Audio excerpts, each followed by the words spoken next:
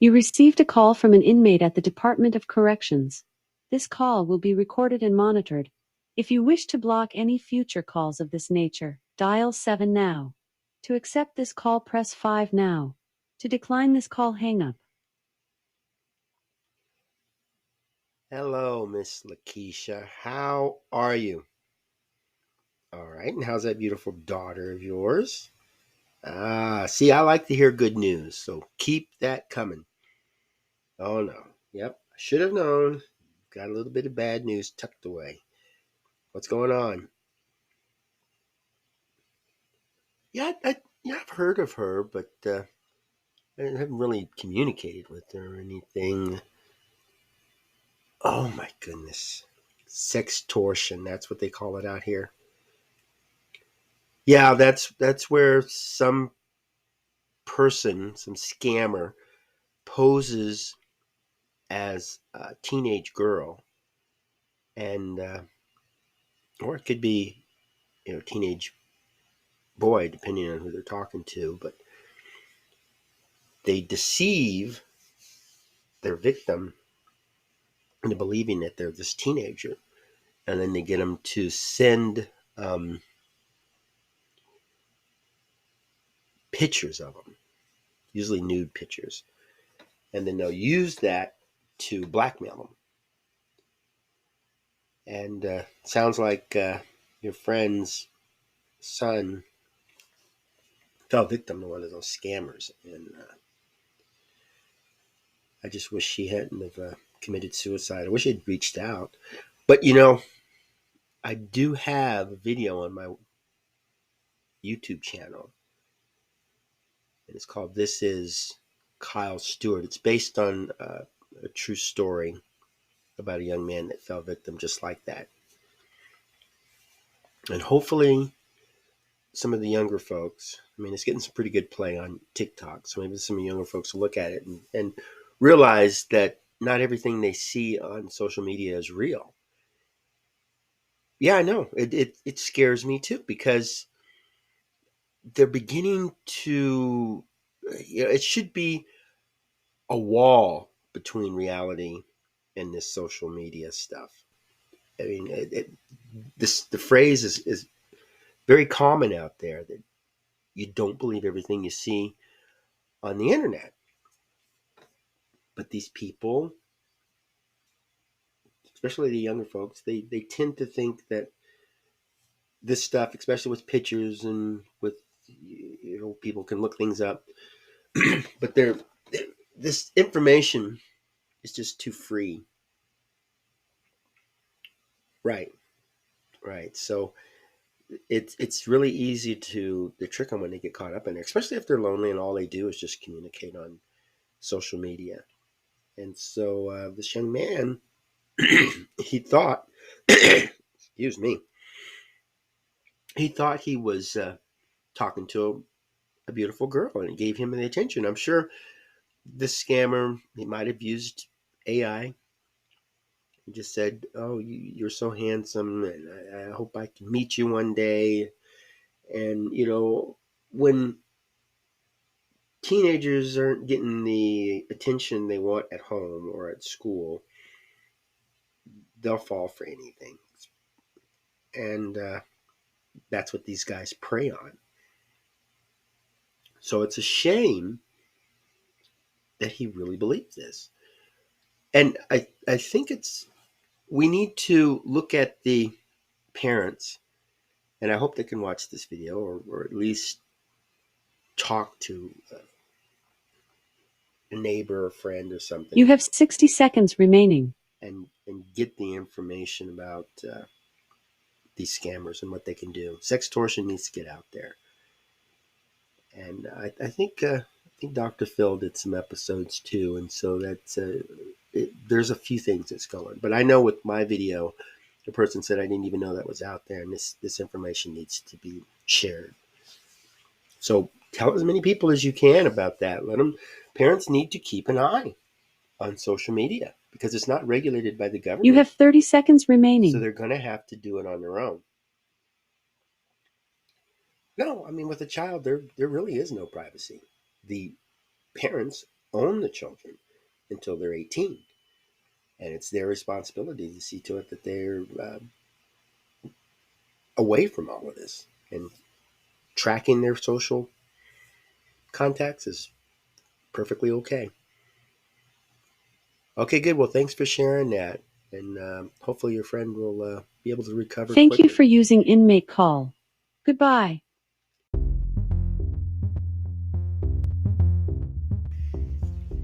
Hello, I am Joel Wilborn, and this is AQS Inmate Call. And in this episode, I would like to discuss teenage suicide, especially those that's related to sextortion.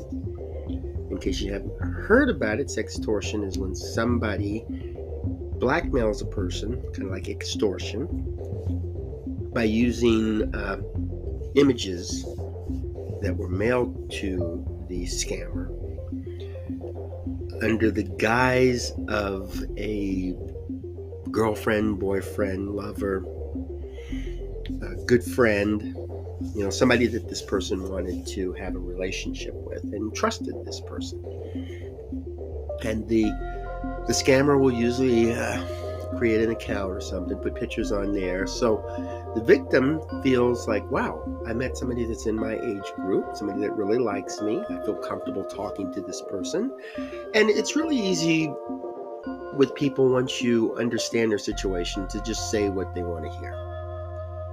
And in sextortion, that's what they do. And it even happens in real life. We'll have people that are in a intimate relationship, and they'll share photos, and the next thing you know, the person turns on them and says, I will expose these. And I've never been in a situation like that. I'm sure most of the listeners haven't been in that situation either. But I'm pretty sure these victims would be devastated if this picture gets out. And I guess the same thing for any negative stuff that pops up on social media. It's just like a lot of kids and even adults can be cruel when they go online and see something. A person is trying to climb a ladder and is not being careful and falls off and bounces off the picnic table or something, falls in the pool. We're laughing at it, but what if this person didn't want to be filmed and wasn't looking for any attention and felt very embarrassed about what had happened? It's like I was trying to fix the gutter on my house, and this happened, and now I'm just the laughing stock. And they'll perceive it in a different way than we see it. And those of us who watch videos like that may not intend to hurt the person. It looks funny, but that could be the side effect. And so when a teenager, and it could be a bad hair day. A teenager could go to school, and maybe a woman or this young girl tried to dye her hair, and it came out orange. So she puts it all up under a hat or a scarf or something. And one of her friends says, hey, what are you so embarrassed about? Why don't you show us? She's like, no, I just want to wait for it to grow back out. I don't want to cause anything. And maybe they tease her and pull her cover off. And then it's filmed, and the people are laughing and pointing at her, and she's more like, this is what I was trying to avoid. And it could go all over social media, and the people talk about it, and she goes into the mall, and it's out there, and it could just devastate her. And we might think, don't worry about it, it's just a thing, it'll fade away. But for her, it could just be to the point where she doesn't want to live anymore. And suicide is preventable, but it's 100% up to the person who commits suicide. We can say whatever we want. We can do whatever we want. We can get the best experts in the world. It's not going to stop a person from committing suicide. That is impossible. It has to be the person who commits suicide. It has to be the person who's thinking about it. And what can we say or do to convince this person that this isn't worth dying for? Like I said in my video, it's a permanent solution to a temporary problem. And there's the old phrase, will it matter in 1,000 years? A hair color being exposed because it was a mistake or messed up won't matter in 1,000 years. Nobody's even going to think about that in 1,000 years. So for us, it's easy to dismiss it. But for some people, it's not so easy. They don't realize that there's just 2 steps we need to follow, and to get through any situation. And the first one is, don't worry about the little things. And the second one is, everything is little. I apply a lot of these things to me, and there's things that are just plain embarrassing to me. I know that. Things I'm ashamed of. But it helps me grow. It makes me more mature, and it helps me to work with other people. When I'm sitting down talking to somebody who's committed murder and they're sitting in prison, I can't relate to that. But I have experiences that I've listened to and that I've wrote about, read about, that can help me to connect with people who have committed murder. And so I use this to my advantage. And when a person commits suicide because they're ashamed, or he or she is ashamed of the embarrassment, or what due to the family members, then we have to look at it like, if this person does commit suicide, we have to show other people there's a way to survive. You can get through this. I know people who were told by doctors that they had 6 months to live, or they would never walk again, or they will always have to use certain medical devices. And of course, on one side, it's doctors tell people this, and the medical industry is set up to make money. And as long as people are sick, they're going to need to buy these devices and this medication. And yeah, that could be true in a lot of situations. But there are times that the doctors tell them that because they'll look at it and they'll run the numbers, and they just can't see them recovering from it. But the person refuses to believe it because they have to live with this condition for the rest of their life. And that could be a very long time. So they fight to overcome it. And there's quite a few that actually succeed. And I tip my hat to those folks. That's a magnificent accomplishment. And when we see that, we know that a person who's blind and is able to run in a marathon, or a person who's missing a limb is able to climb a mountain, it shows that our perception of this kind of ailment or setback is wrong. So if a person finds that the individual they were talking to online is fake and is trying to extort money from them, then what we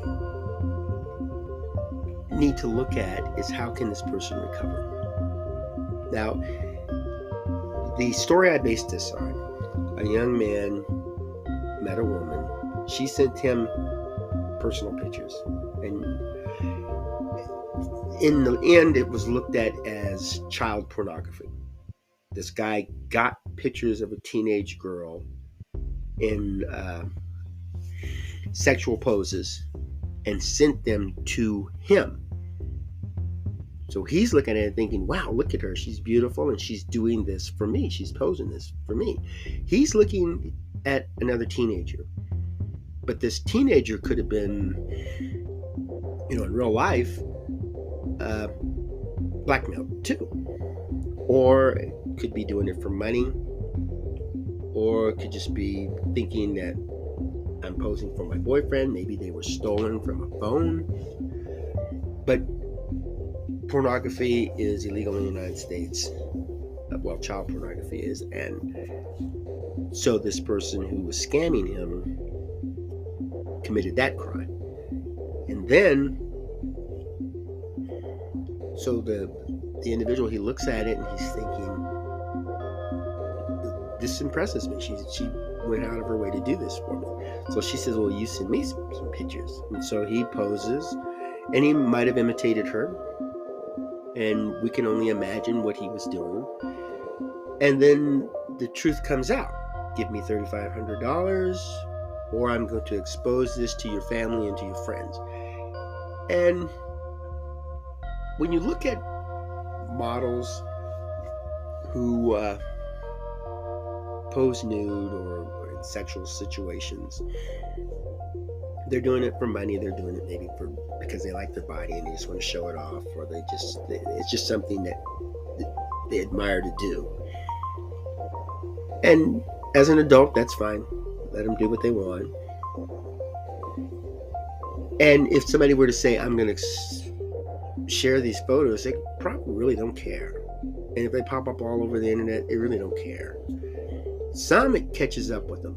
They'll get married, start a family, and these pictures are popping up. So they'll have to hire an agency that will erase them from the internet, or at least attempt to. And it could come back to haunt them. I was young, I needed the money, kind of thing. With a teenager, not so much, especially this particular young man.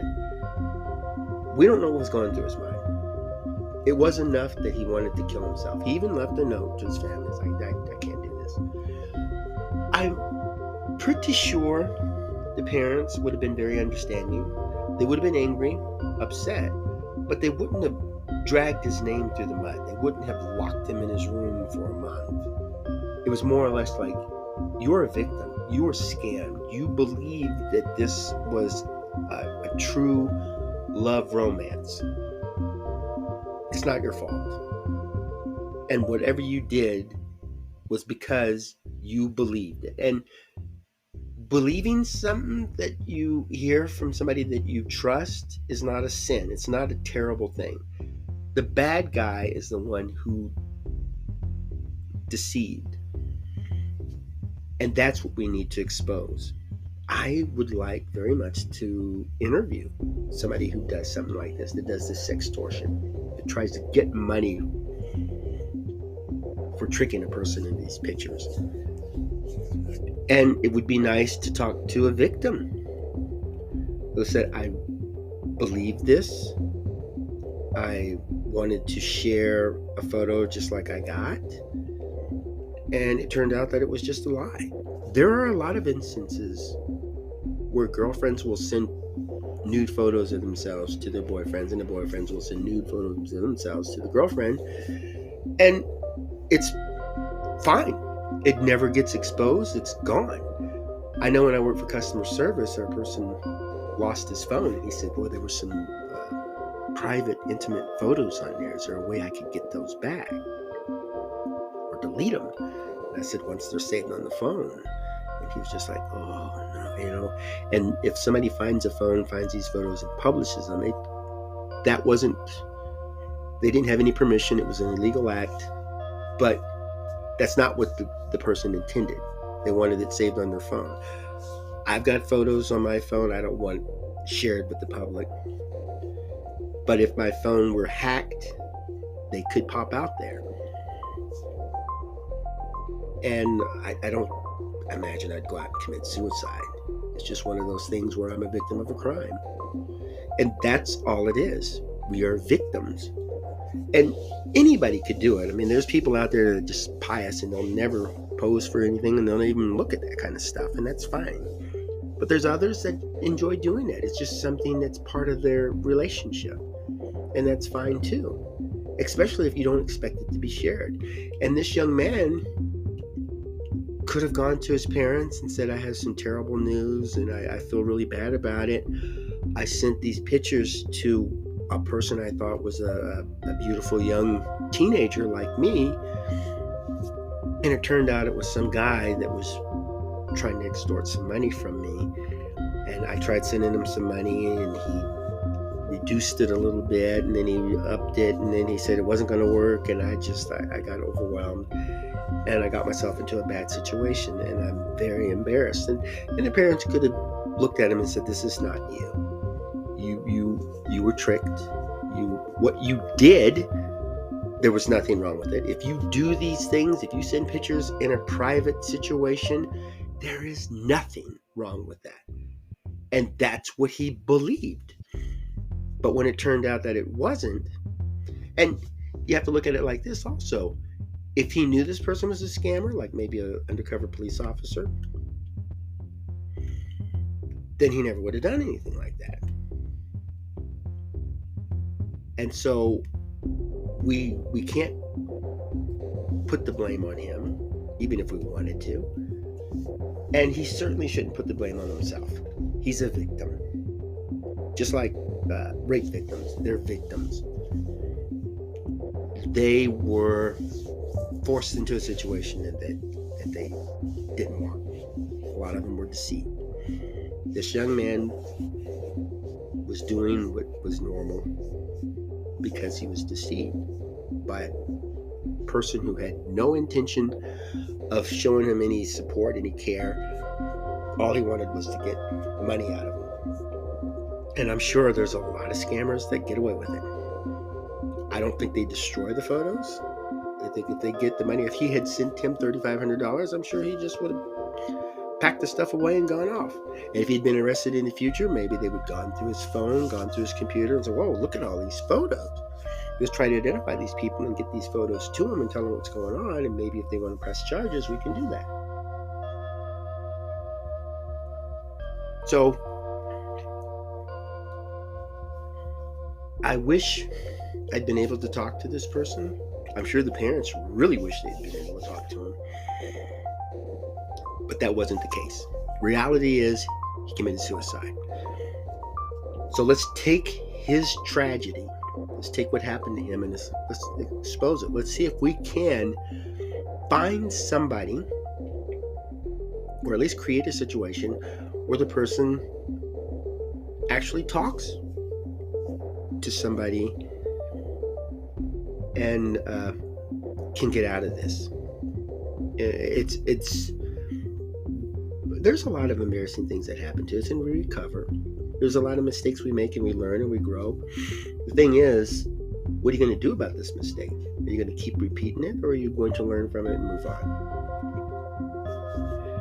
Imagine if he had gone to his teachers and said, "I want to speak to students in this school." And he got up there and he said, "This is what happened to me, and I really don't want it to happen to you." Maybe the students would have laughed, maybe they would have mocked him, maybe they would have remembered that throughout the school year. But there could be 2 or 3 people that said, "Oh my goodness, I'm in a situation like that." Or I know somebody that's in a situation like that. I mean, I was surprised to get the comment that this person did not know anything about the sextortion. And I really could have had the individual that I was talking about survive and not commit suicide. Maybe go to his parents and say, "This is what's going on," and his parents helped him. But I wanted to show the tragedy. I wanted to show that if you don't reach out, this is what could happen. And in situations like that, when you do go to the authorities, go to parents, the photos don't get out there. And even if they did, then at least the public would know that they were stolen. They were created through deception. And that's what con artists do. They go in and make you believe that you're buying a Monet painting, and it was really a forgery. And so they have this Monet painting, and then the authorities come over and say, well, it's really not a Monet. You were scammed. Committing suicide isn't going to solve anything. It's just more or less like, let's get the word out. And if we want to shame anybody, let's shame the people that caused this. Imagine if everybody who did that was captured, sent to prison. And let's face it, guys, people who are in prison aren't the nicest folks in the world. And if, like on the phone conversation, if Lakeisha's friend finds out that somebody who pulled one of these scams is in that prison, it won't be pretty. So maybe with these scanners realize that the consequences are great. Maybe they'll get life in prison, or maybe they have to pay a huge restitution. I don't know, something harsh, to the point where they're going to look at it as, well, if I get caught, it's not worth it. It doesn't work all the time. But the one who should be ashamed is the one who committed the crime in the first place. But let's get the word out. Let's let folks know that sextortion is real, that everything on social media isn't real, and that you can recover from situations. Suicide is permanent, and it hurts the family more than it hurts the person. Their problems are done, but it could have been done in a year or two. So parents, pay attention to the social network. If a person's dating somebody, use your own experience, your own life. You have the knowledge to teach your child to be cautious out there. Do a internet search on this person. Have you talked to any of the friends of this person? Have you spoken on the phone to this person? And maybe your child will just think, well, now that you mention it, no, it's just been text messages. And I haven't heard anything from parents or anything from siblings. It does seem kind of suspicious. And that's our job, to teach folks, to teach them to be cautious and stuff like that. So there's nothing wrong with paying attention to the social interactions, social media of your children. That's a good thing. And they can say whatever they want, and they can chastise you, but you're looking out for them, and they need to pay attention. A lot of kids get murdered or commit suicide because they're not listening to the advice. And it's our job as parents to see to it that they at least hear the advice and hopefully see some of the results through videos or newspaper clippings or books, maybe TV documentaries. We can do it. We can help these folks. Well, thanks for tuning in. Please share this with your friends and family, and let's get the conversation going. Have yourself a wonderful day, and make beautiful memories for tomorrow.